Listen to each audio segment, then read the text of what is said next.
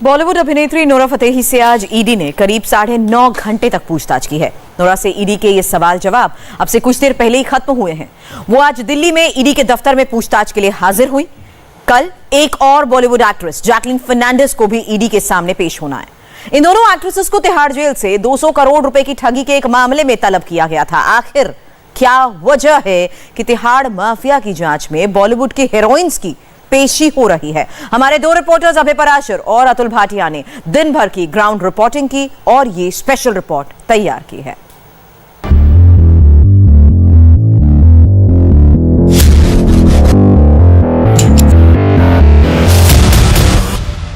Reality shows big boss से लेकर झलक दिखला जा तक में उन्होंने अपने जलवे बिखेरे और लोगों ने उन्हें खूब पसंद किया। कुल मिलाकर कहें तो नोरा फतेही की पहचान उनका ग्लैमरस लुक और बोल्ड किरदार, आइटम सॉन्ग और फिल्मी रोल ही रहे हैं। कनाडा की रहने वाली नोरा फतेही कहती हैं कि उनके दिल में तो इंडिया बसता है, वहीं भारत में भी करोड़ों लोग उनके डांस, एक्टिंग और खूबसूरती के दीवाने हैं। बॉलीवुड की वही ग्लैमरस कलाकार नोरा फतेही जब गुरुवार को दिल्ली में प्रवर्तन निदेशालय के दफ्तर पहुंची तो शोर मच गया। वैसे तो ईडी के ऑफिस में नोरा फतेही की एंट्री के महज कुछ ही फ्रेम कैमरे में कैद हुए, लेकिन उनके दिल्ली के ईडी दफ्तर पहुंचने पर लोगों के जहन में तमाम सवाल उठे। लोग ये जानना चाहते थे कि आखिर ग्लैमर वर्ल्ड की नायिका को देश की बड़ी जांच एजेंसी ने क्यों तलब किया है। ईडी ने नोरा फतेही को तिहाड़ जेल से हुए 200 करोड़ रुपए के एक्सटॉर्शन रैकेट में पूछताछ के लिए बुलाया था। इस केस के मुख्य आरोपी सुकेश चंद्रशेखर और उसकी पत्नी लीना मारिया पॉल है। ईडी ने नोरा फतेही, सुकेश चंद्रशेखर और लीना पॉल को आमने सामने बिठाकर पूछताछ की। आज नोरा फतेही का नंबर था, कल जैकलीन फर्नांडिस की बारी है। नोरा फतेही ने आज पहली बार ईडी के सवालों का सामना किया। वहीं जैकलीन फर्नांडिस से प्रवर्तन निदेशालय एक बार पहले भी पूछताछ कर चुका है। तिहाड़ में बैठकर वसूली करने वाले सुकेश चंद्रशेखर ने इन अभिनेत्रियों से क्यों संपर्क साधा? दोनों अभिनेत्रियों से सुकेश चंद्रशेखर का क्या कनेक्शन है? इन दोनों अभिनेत्रियों का सुकेश चंद्रशेखर और लीना मौर्य पॉल की ठगी और मनी लॉन्ड्रिंग नेटवर्क से क्या ताल्लुक है? सुकेश और लीना मौर्य पॉल ने नोरा फतेही और जैकलीन के बीच क्या कोई लेन देन भी हुआ था? प्रवर्तन निदेशालय ने इन्हीं सवालों का जवाब तलाशने के लिए दोनों बॉलीवुड कलाकारों को पूछताछ के लिए तलब किया है। जैकलीन फर्नांडिस कल दूसरी बार प्रवर्तन निदेशालय के सामने पेश होंगी। उनसे पिछले महीने भी पूछताछ हो चुकी है। अब तक की जांच में पता चला है कि इस मामले का किंगपिन सुकेश चंद्रशेखर तिहाड़ जेल में बैठकर बॉलीवुड अभिनेत्री जैकलीन फर्नांडिस को फोन किया करता था। वो जैकलीन से नाम बदलकर फोन पर बात किया करता था और जैकलीन से दोस्ती बढ़ाने के लिए उसने जैकलीन को महंगे फूल और चॉकलेट्स भी गिफ्ट किए थे। हमारे सूत्रों के मुताबिक इन गिफ्ट के जरिए वो जैकलीन को अपने जालसाजी के रैकेट में फंसा रहा था। अब ईडी ये पता लगाने में जुटी है कि सुकेश चंद्रशेखर ने अपनी पत्नी लीना पॉल के साथ मिलकर जैकलीन से कितने रुपए ऐंठे थे।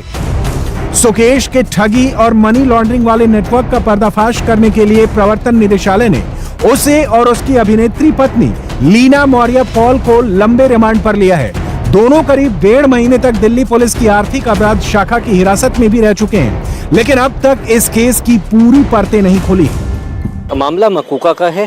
पहले ईओडब्ल्यू ने कस्टडी ली सुकेश चंद्रशेखर की, लीना पॉल की। 40 दिन से ऊपर सुकेश ईओडब्ल्यू की कस्टडी में था। उसके बाद ईडी ने अरेस्ट किया है। कोर्ट ने 14 दिन की कस्टडी दी है, पुलिस कस्टडी। ईडी रिमांड पे है, पूछताछ जारी है, मामला अंडर वे है। क्या है पूरे चार्जेस क्या है? नोरा फतेही और जैकलीन फर्नांडिस का भी नाम सामने आ रहा है। फतेही को तो आज समन किया है, मे बी फॉर विटनेस, बाकी सब जुडिस, तो उस पर कमेंट करना ठीक नहीं है अभी। अपार्ट फ्रॉम दैट जैकलीन को पहले बुलाया था, जैकलीन से क्वेश्चनिंग हुई थी। सुनने में आ रहा है कि जैकलीन को दोबारा बुलाया जा रहा है to tender statement under 50 of PMLA। आपकी जानकारी में क्या है सुकेश पर जिस तरह के आरोप लगे हैं कि नोरा फतेही को भी मतलब एक तरह से उसमें फंसाने की कोशिश की जा रही थी और लगातार तिहाड़ जेल से कॉल भी किए जा रहे थे? सर, ये तो सारी एलिगेशंस हैं, बाद में कोर्ट में प्रूव होती हैं, नहीं होती हैं। बहुत बार हम देखते हैं बहुत सारी एलिगेशंस लगाई जाती हैं, बाद में कोर्ट में कुछ भी नहीं टिकता है। वो हमारा काम है, हम कोर्ट में देखेंगे सर। सुकेश चंद्रशेखर ने तिहाड़ में बैठकर जेल के अधिकारियों की मिलीभगत से कारोबारी शिवेंद्र मोहन सिंह और मलविंदर मोहन सिंह की पत्नियों को निशाना बनाया था। उसने सरकारी अधिकारी बनकर दोनों से करीब 200 करोड़ रुपए वसूले थे और शिवेंद्र मलविंदर को जेल से रिहा कराने का वादा किया था। बाद में शिवेंद्र मोहन सिंह की पत्नी अदिति सिंह ने इसकी शिकायत दिल्ली पुलिस से की थी।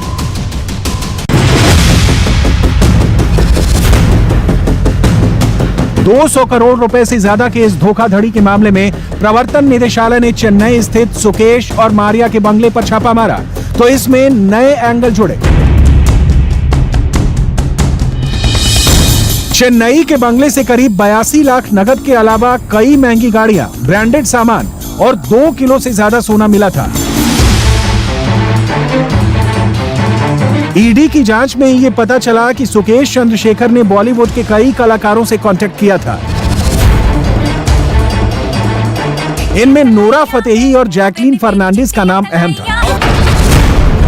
सुकेश चंद्रशेखर ने नोरा फतेही और जैकलीन फर्नांडिस को ही क्यों टारगेट किया, किस लिए उन्हें अपने जाल में फंसाया, इन्हीं सवालों के जवाब खोजने के लिए ईडी ने दोनों अभिनेत्रियों से पूछताछ की है। जैकलीन को तो दोबारा बुलाया गया है। अब की बार जैकलीन को सुकेश और उसकी पत्नी लीना मौर्य पॉल के सामने बैठाकर पूछताछ होगी। वैसे नोरा फतेही और जैकलीन फर्नांडिस में कुछ बातें कॉमन हैं। दोनों विदेशी कलाकार हैं। नोरा फतेही का ताल्लुक कनाडा से है तो जैकलीन का रिश्ता बहरीन और श्रीलंका से है। दोनों की पहचान उनके ग्लैमर से ज्यादा रही है। दोनों ने आइटम सॉन्ग से शोहरत बटोरी है।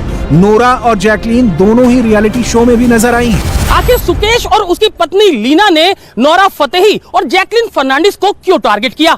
आखिर इन दोनों अभिनेत्रियों से कितने पैसे ठगे गए? इस पूरे मामले की जांच जैकलीन को सुकेश और उसकी पत्नी लीना मौर्य पॉल के सामने बैठाकर पूछताछ होगी। वैसे नोरा फतेही और जैकलीन फर्नांडिस में कुछ बातें कॉमन हैं। दोनों विदेशी कलाकार हैं। नोरा फतेही का ताल्लुक कनाडा से है तो जैकलीन का रिश्ता बहरीन और श्रीलंका से है। दोनों की पहचान उनके ग्लैमर से ज्यादा रही है। दोनों ने आइटम सॉन्ग से शोहरत बटोरी है। नोरा और जैकलीन दोनों ही रियलिटी शो में भी नजर आई हैं। आखिर सुकेश और उसकी पत्नी लीना ने नोरा फतेही और जैकलीन फर्नांडिस को क्यों टारगेट किया? आखिर इन दोनों अभिनेत्रियों से कितने पैसे ठगे गए? इस पूरे मामले की जांच अब ईडी कर रही है। इस पूरे रैकेट में कुछ और बड़े कलाकारों के नाम भी सामने आए हैं जिन्हें ईडी जल्द ही पूछताछ के लिए बुला सकती है।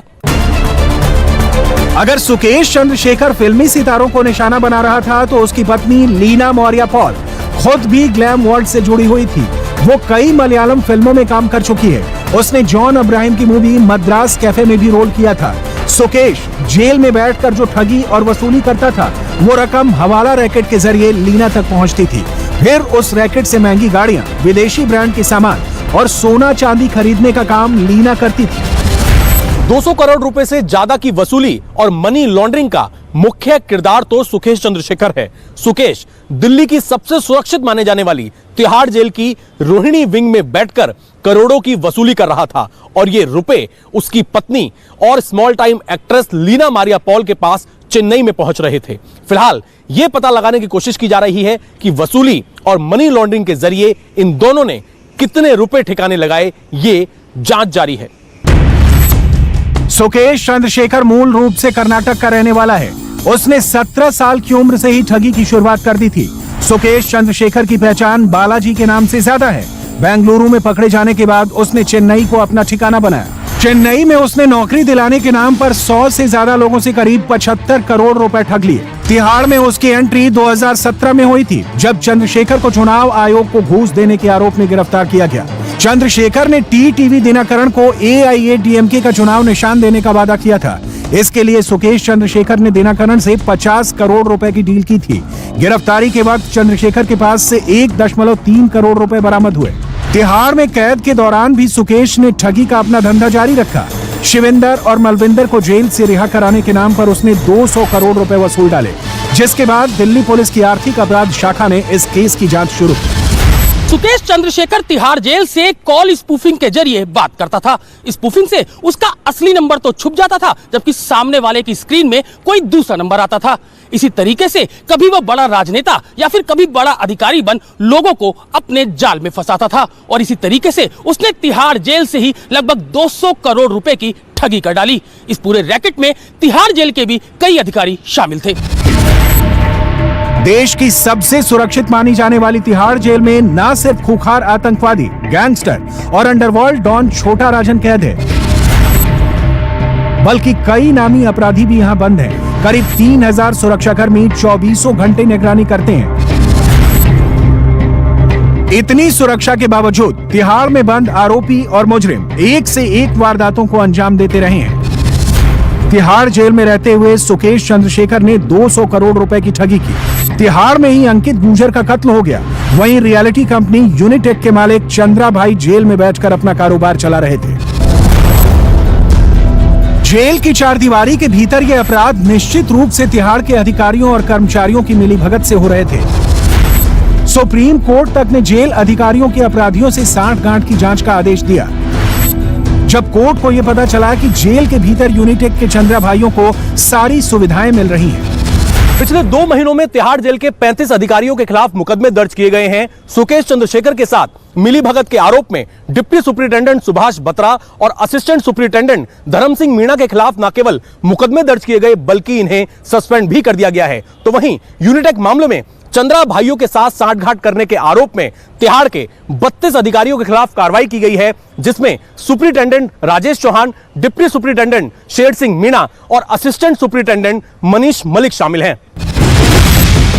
तिहाड़ जेल के इन अधिकारियों ने पैसे के लालच में जेल में अपराधियों को तमाम ऐशो आराम मुहैया कराए। उन्हें अपराध करने के लिए मोबाइल फोन से लेकर लैपटॉप तक जेल में उपलब्ध करा दिया। अब इन भ्रष्ट अधिकारियों के खिलाफ कार्रवाई हो रही है। यूनिटेक के चंद्रा भाइयों को मुंबई की अलग अलग जेलों में भेज दिया गया है। वहीं सुकेश चंद्रशेखर जैसे अपराधी के खिलाफ दिल्ली पुलिस और ईडी की जांच तेज हो गई है। इंडिया टीवी हर वक्त हर जगह डाउनलोड करने के लिए सर्च करें India TV news Google play store या ऐप स्टोर पर।